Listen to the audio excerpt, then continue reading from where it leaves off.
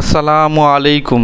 বাংলার বুকে মনোহরদী উপজেলা, তার বুক চিরে বয়ে চলে ব্রহ্মপুত্রের নীল জলধারা। সুকুন্দি ইউনিয়নের নারান্দি ডাকঘর তিনটি গ্রামের হৃদয় একত্রিত করে গড়ে তুলেছে এক পবিত্র ভূমি, যার নাম ঈদগাহ মাঠ।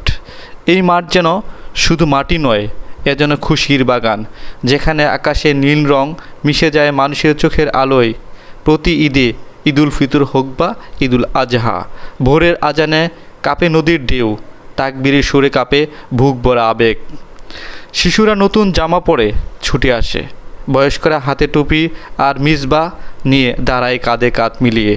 কেউ কারো ধর্ম, বংশ, সম্পদে মাপে না। এই মাঠে সবাই এক, সবাই মুসলমান। ব্রহ্মপুত্রের ঢেউ যেন বলে যায় নরম সুরে, যেখানে একতা সেখানেই ঈমান, যেখানে ক্ষমা সেখানেই আনন্দের গান।